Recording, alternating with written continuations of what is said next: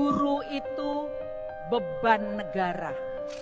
Guru adalah kata yang menjadi trending topik di media sosial yang mengaitkan rangkaian pernyataan Menteri Keuangan Sri Mulyani di Konvensi Sains Teknologi 2025 di Bandung pada Selasa pekan ini.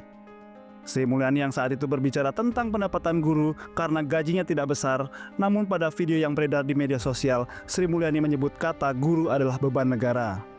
Guru itu beban negara. Salah satu tantangan bagi keuangan negara, apakah semuanya harus keuangan negara ataukah ada partisipasi dari masyarakat? Kementerian Keuangan pun membantah perihal pernyataan Menteri Keuangan Sri Mulyani tersebut.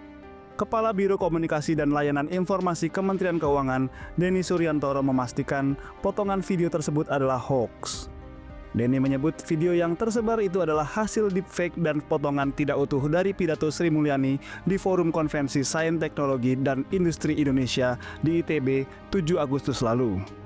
Ya, Pak, satu aja ya. Iya, Pak. Yang video mengenai guru adalah beban negara itu hoax. Kita tahu itu Menteri Keuangan tidak pernah menyatakan hal tersebut. Itu saja. Kalau kalian lihat itu produksi dari AI deepfake. Itu ya, kira-kira itu saja.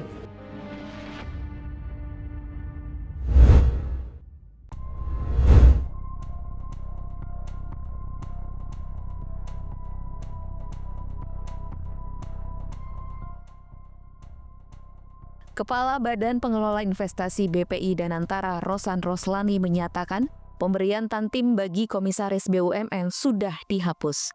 Rosan memastikan penghapusan tantim disesuaikan dengan peraturan yang ada dari operasional atau pendapatan perusahaan masing-masing. Rosan juga memastikan Danantara turut memangkas jajaran komisaris seperti di BUMN menjadi 5 hingga 6 orang.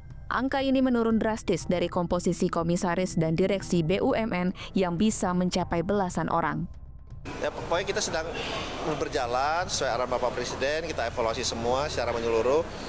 Tantiam sudah untuk komisaris sudah kita hilangkan, dan juga untuk direksi komisaris juga perhitungan tantiamnya hanya didasarkan hanya dari operasional atau pendapatan perusahaan tersebut. Jadi tidak ada lagi dari yang Bapak Presiden sampaikan, istilahnya buku yang dipercantik, ya, ada financial engineering yang tidak benar. Jadi semuanya itu sudah disesuaikan dengan aturan yang ada. Sebelumnya Presiden RI Prabowo Subianto pada pidato 15 Agustus lalu mengarahkan bahwa kebijakan tantim komisaris dan direksi BUMN untuk dihapuskan. Kebijakan Prabowo ini diambil karena melihat tidak sebandingnya tantim dengan kontribusi yang diberikan.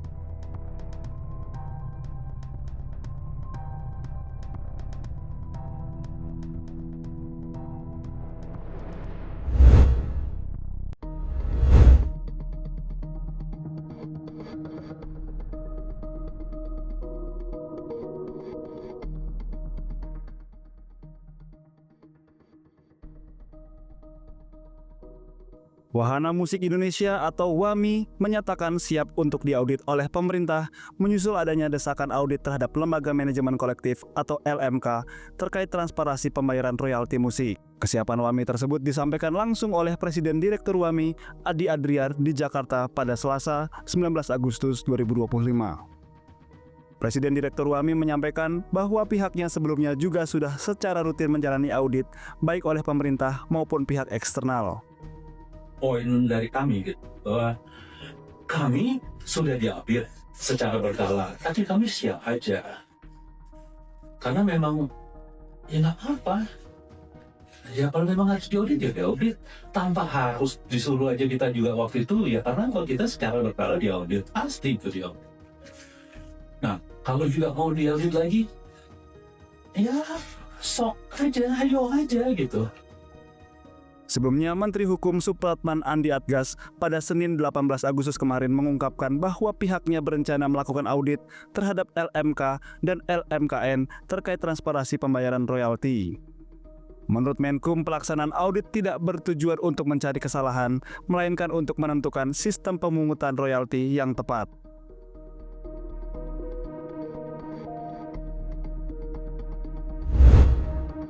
Assalamualaikum warahmatullahi wabarakatuh. Salam sejahtera bagi kita semua. Shalom, Om Swastiastu, Namo Buddhaya, salam kebajikan. Yang saya hormati saudara-saudaraku sebangsa dan setanah air. 80 tahun Indonesia merdeka adalah bukti kekuatan persatuan. Tema tahun ini, bersatu, berdaulat, rakyat sejahtera untuk Indonesia maju. Mengingatkan kita semua bahwa kemerdekaan tak hanya sebuah simbol, tetapi tanggung jawab. Sebagai Menteri Hukum, saya menegaskan hukum yang adil adalah fondasi kedaulatan. Tanpa kepastian hukum, tak ada rasa aman. Tanpa rasa aman, tidak mungkin ada kesejahteraan rakyat. Hukum yang tegak akan melindungi hak-hak warga negara, memperkuat rasa persatuan, dan menjadi pengawal Indonesia menuju kemajuan. Mari kita jaga persatuan, tegakkan hukum, dan wujudkan Indonesia yang maju. Karena hanya dengan bersatu, kita dapat meraih cita-cita besar bangsa, yaitu Indonesia yang berdaulat, adil, makmur, dan maju. Selamat Hari Ulang Tahun ke-80 Kemerdekaan Republik Indonesia. Dirgahayu Indonesiaku, jayalah untuk selama-lamanya. Merdeka, merdeka, merdeka. Terima kasih. Wabillahi taufiq wal hidayah. Assalamualaikum warahmatullahi wabarakatuh.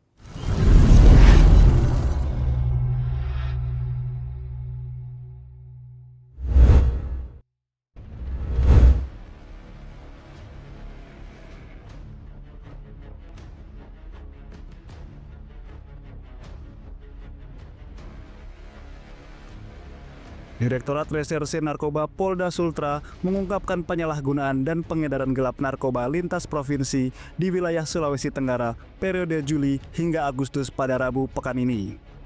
Sebanyak 7,78 kg barang bukti sabu selama 2 bulan terakhir diamankan dari tangan 4 orang tersangka. Dengan rincian 6,81 kg milik 3 tersangka pada bulan Juli dan 977,4 gram dari 1 orang tersangka pada bulan Agustus. Direktur Reserse Narkoba Polda Sultra Kombes Pol Bambang Sukmowibowo mengatakan dari hasil pemeriksaan sementara keempat tersangka merupakan kurir dan juga pengedar. Ia meminta kepada seluruh masyarakat waspada terhadap peredaran narkotika serta aktif memberikan informasi yang dapat membantu aparat dalam menindak pelaku pengedaran narkoba. Kami sangat memerlukan informasi dari masyarakat, khususnya bagi pelaku-pelaku usaha kos-kosan ya. Jadi saya himbau kepada masyarakat agar memberikan laporan sedini mungkin, secepat mungkin pada pihak kepolisian, dan yang paling penting adalah agar selektif pada saat menerima seseorang atau mungkin beberapa orang juga yang mencurigakan dengan pekerjaan yang tidak jelas, kemudian bisa menyewa kamar atau mungkin rumah berbulan-bulan. Ini patut dicurigai. Sebagai upaya pencegahan peredaran narkotika, Ditres Narkoba Polda Sultra gencar melakukan razia di rumah kos-kosan serta tempat hiburan malam termasuk di kawasan pertambangan.